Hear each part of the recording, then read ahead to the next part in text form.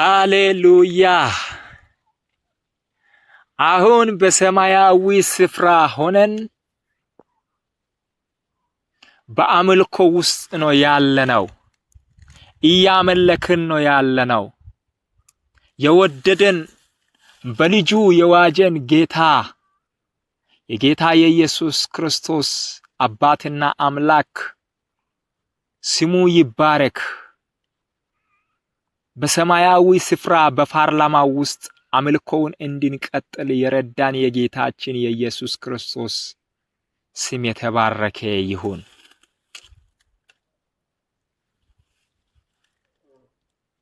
መቼ ማምለክ እንዳለብን ብዙ ነገር አውርቻለሁ። ሰፊ ሰዓት ጥቅሶችን እየጠቀስኩ እንዳላወራ ሰዓት ስለሚገድበኝ አጠር አድርጌ ነው እያወራሁ ያለሁት። ትምህርታችንን ገድበን የምንማረው ስለተገደበ ወይም በጣም ትንሽ ስለሆነ ሳይሆን በትንሹ ከኛ ወጥቶ ወይም ከአንድ ሰው ወጥቶ ወደ ሌላ ሰው ሲሄድ በጣም ስለሚሰፋ ነው። ክርስቶስ ሰፊ ጊዜ ወስዶ በምድር ላይ ቆይቶ ብዙ ዓመት ኖሮ ማስተማር ይችል ነበር። አጠር አድርጎ ነው 3 ዓመት ተኩል ብቻ ያስተማረው። በቂ ነው። ስለዚህ ብዙ ለማስፋት ብዙ ለማውራት አለፋም። ትንሹ ነገር ወደ እናንተ ሲገባ ጫፉን ስትነኩ በውስጣችሁ የነበረው ያ መንፈስ ራሱ አሁን ስራውን በራሱ ይቀጥላል። ማነቃቃትና ማነሳሳት ነው። ሐዋርያ ጳውሎስ ባንተ ውስጥ የነበረውን ቀድሞ ገፍቶ የነበረውን ያን ጸጋ እንደገና አነቃቃለሁ እንደምለው በእናንተ ውስጥ ቀድሞ የነበረውን ጥያቄ ሆኖ የነበረውን አሁን ደግሞ ምላሽ አግኝታችሁ ወደ ስራ እንድትገቡ እንድታደርጉ ያን አነቃቃለሁ እንጂ ሁሉንም ነገር ለናንተ ተናግሬ አልጨርስም። በውስጤ ያለውን ባጭሩ መናገር ያለብኝን ጸጋው እንደረዳኝ መንፈስ አሁን ይነገር ያለውን ብቻ በአፌ ያወጣል። እሱን ትሰማላችሁ እንጂ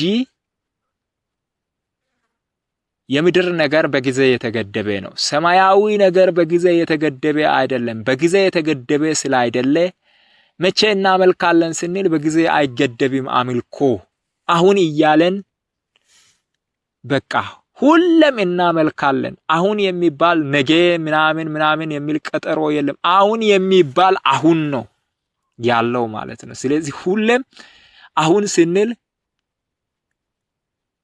እሁድም አሁን ነው፣ ሰኞም አሁን ነው፣ ማክሰኞም አሁን ነው፣ ረቡዕም አሁን ነው፣ ሐሙስም አሁን ነው፣ አርብም አሁን ነው፣ ቅዳሜ ሲደርስም አሁን ነው። አሁን የሚባለው ቃል አሁን ነው የሚሆነው። ሰዓታትም እንደዚሁ 1 ሰዓት ሲሆንም 12 ሰዓት ሲሆንም 24 ሰዓት ሲሆንም አሁን ነው የሚባለው። አሁን ከሆነ በአሁን ውስጥ ሆነን እናመልካለን። እና ደግሞ የምናመልከው ማን ነው? የምናመልከው ማን ነው? ትልቅ ጥያቄ ለሰዎች የሆነው ጥያቄ እዚህ ነው ያለው። የምናመልከው ማን ነው? ይሄ የማመልከውን አውቃለሁ ይሉና የሚያመልኩትን ሳያውቁ ያመልካሉ። የምናመልከው ማን ነው? የምናመልከው እውነተኛ የሆነ አባት፣ መንፈስ የሆነ አባት፣ በስጋ ዓለም ውስጥ የማታገኘው ግን መንፈስ የሆነ ግን ላንተ የማይደበቅ ከፊት ሸሽቶ ሌላ ቦታ ያልሆነ በሰማያዊ ስፍራ ካንተ ጋር ያለውን አምላክን ታመልካለህ። እሱ ነው የምታመልከው። አምላክ በሰማያዊ ስፍራ ነው ያለው ሲባል ብዙ ሰዎች ህዋውን ወደ ላይ ያያሉ። ህዋ አይደለም ሰማያዊ ስፍራ። እስካሁን ሰማያዊ ስፍራ ለምለው ጥያቄ ወይም የሚባለውን ነገር ለማወቅ በብዙዎች አእምሮ ውስጥ ጥያቄ ይኖራል። እግዚአብሔር በሰማይ ነው ያለው ሲባል ህዋውን ወደ ላይ ያያሉ፣ ወደዛ ነው ወደ ላይ ነው ያለው። ከዛስ ጌታ ኢየሱስም ወደ ላይ ነው የወጣው፣ ወደ ላይ ነው የሄደው። የት? ወደ ሰማይ። ሰማይ የት ነው ያለው? እና ሰዎች ብዙ ጊዜ ማንን እንደሚያመልኩ በአይናቸው አይተው እንዲሁ ከፊታቸው አስቀምጠው በመንፈስ ዓለም ኖረው በመንፈስ አይን በመንፈስ ማንነት እየነኩ እያሹ እየጠየቁም ከሱ ጋር እየኖሩ ስለማያመልኩ የሚያመልኩት ማን እንደሆነ ማወቅ ያቅታቸዋል ማለት ነው። ከዛ አጋጣሚ እንደ ነፋስ መጥቶ እግዚአብሔር አድርጎ መጥቶ እነሱን ጥሎ ወይም እነሱን የሆነ ነገር አድርጎ የሚያልፍ ይመስላቸውና እግዚአብሔር የማይታይ አምላክ ነውና አይታይም ብለው በፍርሃት በመንቀጥቀጥ አጋጣሚ እኔ እንዲህ የሆነ ነገር ሲሆን ካየ ሊያጠፋኝ ሊገለኝ ይችላል እያሉ በመንቀጥቀጥ በመፍራት እግዚአብሔርን ብዙ ሰዎች ያመልካሉ። ወገኖቼ አምልኮ እንደዛ አይደለም። ማን ነው የምናመልከው የሚለውን መጀመሪያ ማወቅ ግዴታችን ነው። የምናመልከው እግዚአብሔር የት ነው ያለው? ማን ነው እሱ? በቀደም እኛ አሁን እያመለክን ያለነው የት እንደሆነ አሳይቻችኋለሁ። በሰማያዊ ስፍራ ነው ብያለሁ። ሰማይ ማለት ታዲያ የት ነው? አሁን እኛ ምድር ላይ ነው የተቀመጥነው። እንዲህ ለሚለው ትምህርት ለተናገርኩት ትምህርት ብዙዎቻችሁ ተወዛግባችሁ ልትሆኑ ትችላላችሁ። እኛ እኮ አሁን ያለነው ምድር እዚህ ምድር ላይ እኮ ነው ቁጭ ያለነው። ሰማያዊ ስፍራ የት ነው ምናምን። ሰማይ፣ ምድር፣ ብርሃን፣ ጨለማ፣ ከፍታ፣ ዝቅታ እነዚህ ልዩነቶች በእግዚአብሔር ዘንድ እንደሌሉ ያው ደጋግሜ እያወራሁ ነኝ። እግዚአብሔር ከፍታ ከሆነ እግዚአብሔር ራሱ ከፍታ ነው። በቃ ዝቅታ የሚባል ነገር በእግዚአብሔር ዘንድ የለም። ብርሃን ከሆነም ብርሃን ነው። ጨለማ የሚባል ነገር የለም። ትልቅ ከተባለ ትልቅ ነው። ትንሽ የሚባል እግዚአብሔር የለም። እግዚአብሔር አብ ደግሞ ከላይ የሆነ ወንበር ወስዶ ለራሱ ከፍ ብሎ ተቀምጦ እግዚአብሔር ወልድ መሃል ላይ ደግሞ የሆነ ወንበር ለሱ ተሰጥቶት ተቀምጦት ከዛ መንፈስ ቅዱስ ደግሞ ከዛ ዝቅ ብሎ ተቀምጦ እንደዚህ የተቀመጠ አይነት ስለሚመስላቸው ብዙ ሰዎች የምናመልከው አምላክ አንድ አምላክ ነው፣ አምላክ ሶስት መሆን አይችልም የሚሉ ሃይማኖቶች አሉ። አው በስጋ ስለሚረዱ በቁስ ነገሮችን ሁሉ ስለሚያዩ ልክ ናቸው። መንፈስ ነው እንጂ ቁስ አይደለም። የሚያመልኩት አምላክ መንፈስ መሆኑን ካወቁ በኋላ 1 2 3 ቁጥር የለውም። መንፈስ አይቆጠርም። መንፈስ በስጋ በሚታየው አካል በቁስ አይታወቅም። ስለዚህ እግዚአብሔር መንፈስ ነው። እግዚአብሔር ያለው ከፍታ የት ነው? የእግዚአብሔር ከፍታ የእግዚአብሔር ዕውቀት ልክ ነው እንጂ የእግዚአብሔር ከፍታ እኛ በስጋ የምናየው ወይም በምድር ሆነን የምናየው ወይም በዚህ አይን የምናየው ከፍታ አይደለም። የእግዚአብሔር ከፍታ እግዚአብሔር ያለበት ሰማይ አሁን እኛ ከቤት ወጥተን ደጅ ላይ ቆመን ወደ ላይ የምናየው ህዋ አይደለም። የእግዚአብሔር ሰማይ የእግዚአብሔር የዕውቀት ልቀት ነው። የዕውቀት ከፍታ ነው። የማንነቱ ከፍታ ነው። የማንነቱ ርቀት ነው የሚያሳየው እንጂ የእግዚአብሔር ሰማይ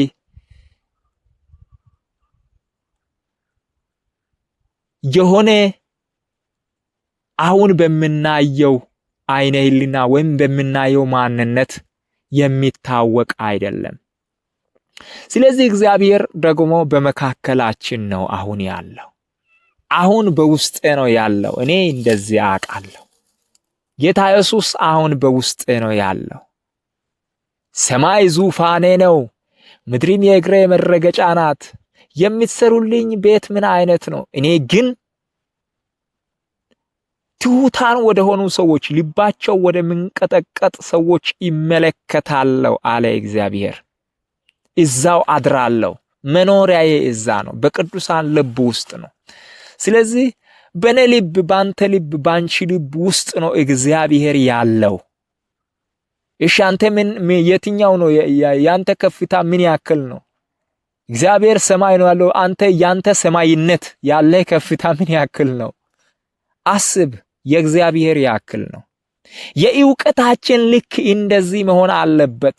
እግዚአብሔር በውስጤ ነው ያለው ካለን እግዚአብሔር እንደሚያስብ ነው የምናስበው። እግዚአብሔር እንደሚናገር ነው የምንናገረው። እግዚአብሔር እንደሚኖረው ነው የምንኖረው።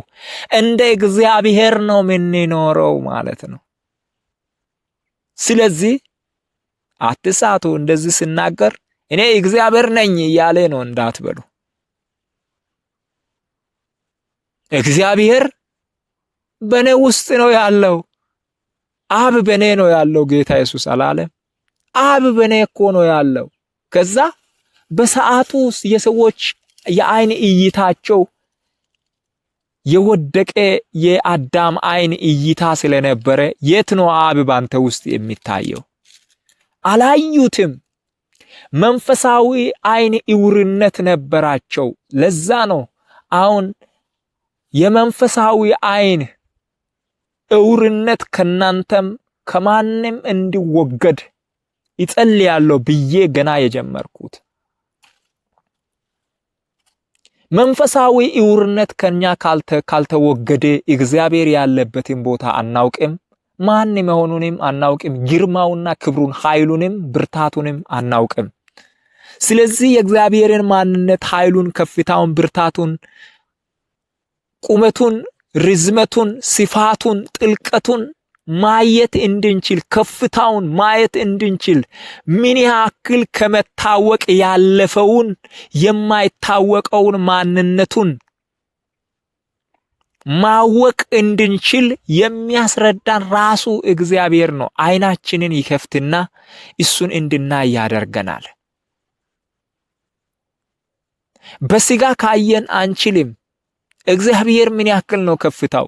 ሰማይና ምድር ከሱ ነው የፈለቀው። እሺ ምን ያክል ነው እግዚአብሔር ከፍታው? የእግዚአብሔር ስፋት አሁን ሰዎች ረግጠው ያልጨረሱት፣ ሳይንቲስቶች ሁሉ አጥንተው ያልጨረሱት ተፈጥሮ ሁሉ ከእግዚአብሔር ነው የፈለቀው። ምን ያክል ነው ስፋቱ? ከእግዚአብሔር ነው የፈለቀው። ምን ያክል ነው ስፋቱ? ስፋቱ የፍቅር ያክል ነው። እግዚአብሔር ፍቅር ነው። ፍቅር ከሆነ ሁሉንም ይይዛል ማለት ነው። ከሱቅ እንደምንገዛው ፌስታል አይደለም ስፋቱ፣ ወዲያውኑ የሚቀደድ። የእግዚአብሔር ሰዎች አእምሮ ስፋትም ያን ያክል ይሆንና ሁሉንም ነገር ይሸከማል። እውነተኛ አምልኮ ስንጀምር ማን ነው አባታችን፣ ማን ነው የምናመልከው ብለን ማለት ስንጀምር ያ ትልቁ ደግሞ በእኛ ውስጥ ተቀምጧልና ያ የሱ ስፋት ያክል አእምሮአችን ሰፊ ነው። የምናመልከውም ያ ትልቁን አምላክ ነው።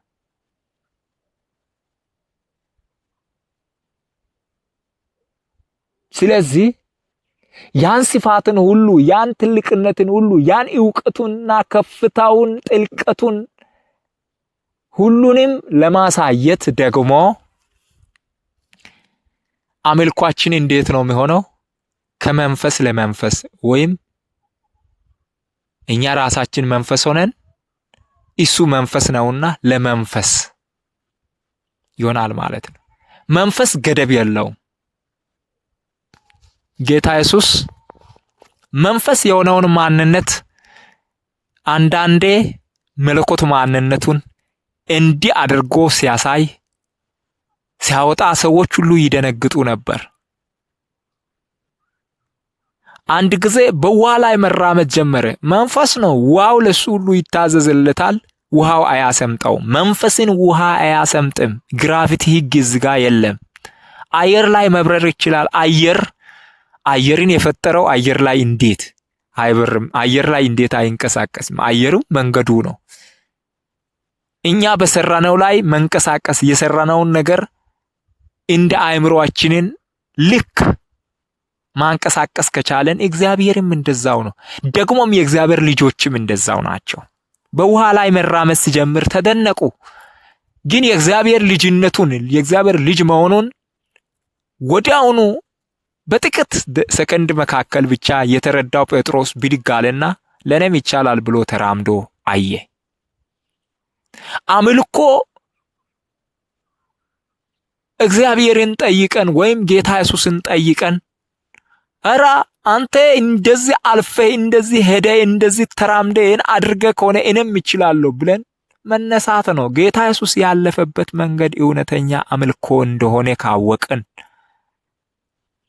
እንደ ኢየሱስ ለመንቀሳቀስ እንደ ኢየሱስ ለመናገር እንደ ኢየሱስ ለመኖር አንፈራም፣ አንጨነቅም፣ አያቅተንንም ደግሞ።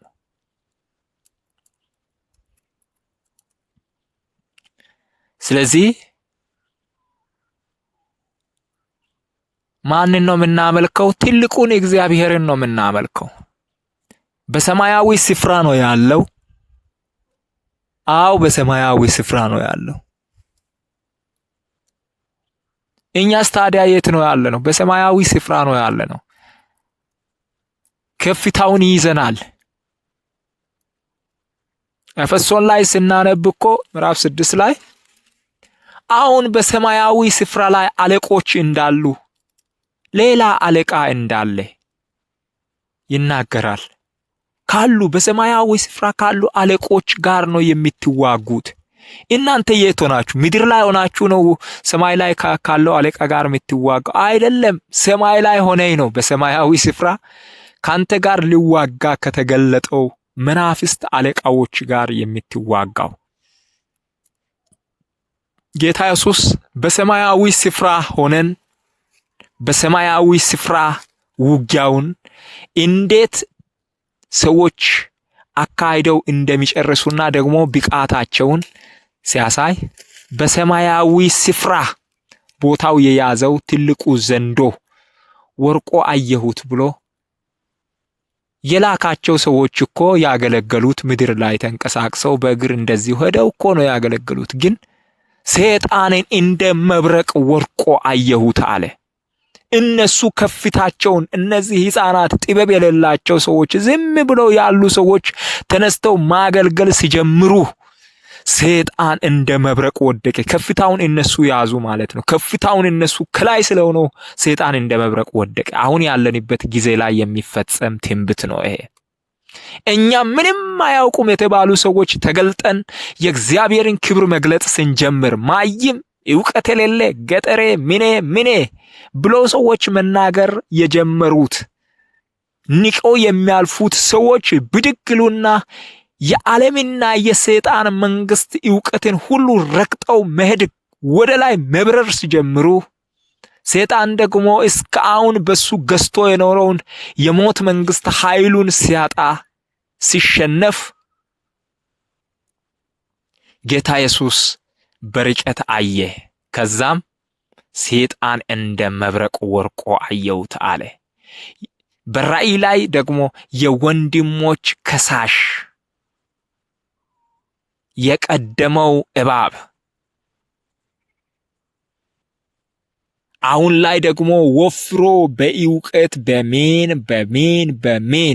በቴክኖሎጂ ዓለምን የገዛው የውሸት መንግስት የወንድሞች ከሳሽ የእግዚአብሔር ልጆች ከሳሽ የሰው ልጅ ከሳሽ ወደቀ ተብሎ ተጽፏል። አሁን ወድቋል።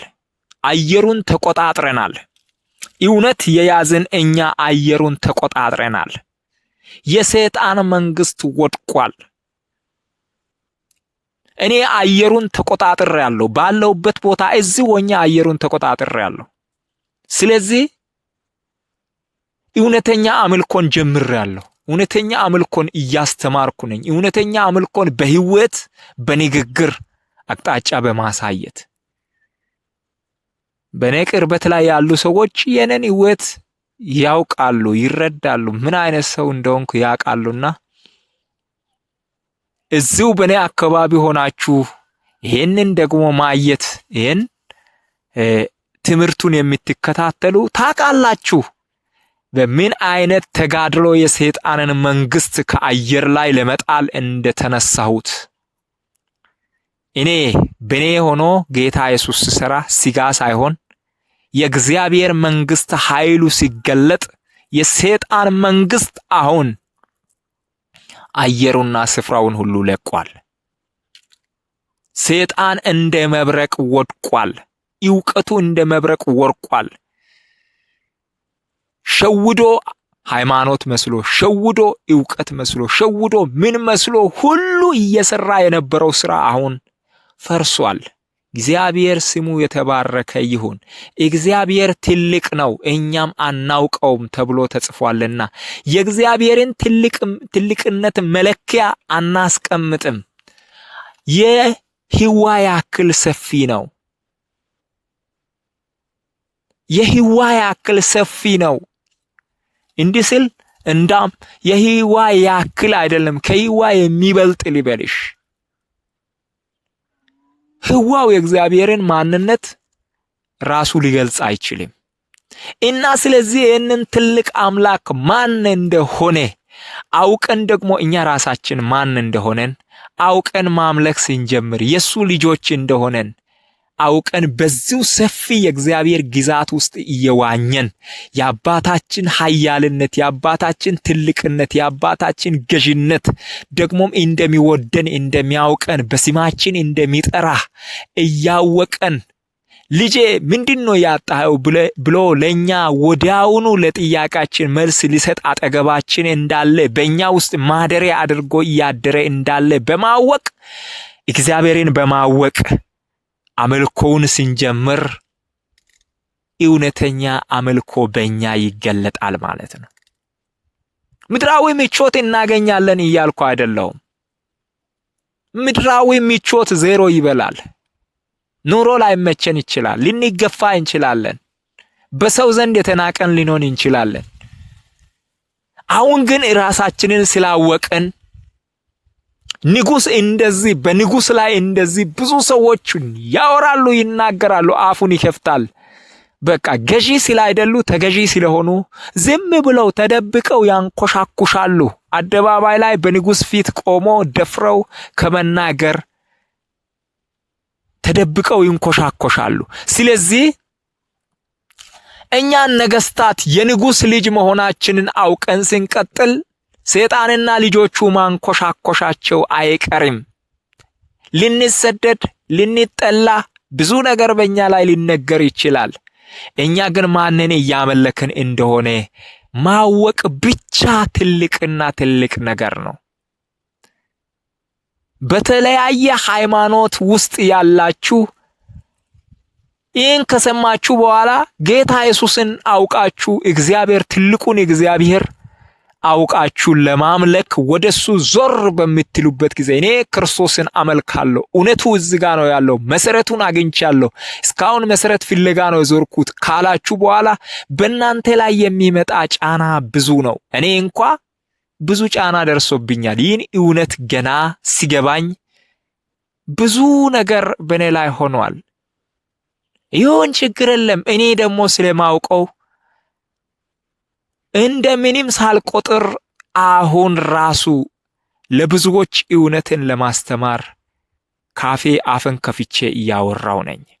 እግዚአብሔር ስሙ የተባረከ ይሁን። ማን እንደሆነ የምናመልከውን ማወቅ ግዴታችን ነው። የምናመልከው ማን ነው? የምናመልከው እውነትና መንፈስ የሆነ እውነተኛ አምላክ ሆነ፣ እውነተኛ አባት ሆነ፣ ድንቅ መካሪ የሆነ የሚያኖረንም እሱ ነው፣ የሚያጠፋንም እሱ ነው። የሚያጠፋም የሚያኖረውም አውቀን ነው የምናመልከው ማለት ነው። ብዙ ሰዎች ምድር ላይ ስለሚገጥማቸው ነገር ፈርተው ምድራዊነትን ሁሉ እያንጸባረቁ ነፍሳቸውን ያጠፋሉ። ስለ እግዚአብሔር ስለ ክርስቶስ ብለው ነፍሳቸውን የሚያጠፉት ደግሞ ነፍሳቸውን ሴቭ እያደረጉ ነው። በእግዚአብሔር ውስጥ እየደበቁ ነው፣ እያስቀመጡ ነው ማለት ነው። ዘላለም እንዲቀጥል ምድር ላይ የነበረውን ኑሮ ሁሉ ትተው ሰማይ ላይ ዘላለማዊ በሆነው ቦታ ላይ ምንም በማይነካው ቦታ ላይ እዛው ነፍሳቸውን ቆጥበዋሉ ማለት ነው። ምድር ላይ ግን ነፍሳቸውን የቆጠቡትን ጌታ ሲመጣ ያፈርሳቸዋል። እግዚአብሔር መንግስቱን ለጊዜው ነው ዝም ብሎ ለሰይጣን ትቶ ዝም ብሎ አውቆ የተወው እንጂ እግዚአብሔርን ሰይጣን አሸንፎ እየተቀበለ እንዳይመስላችሁ።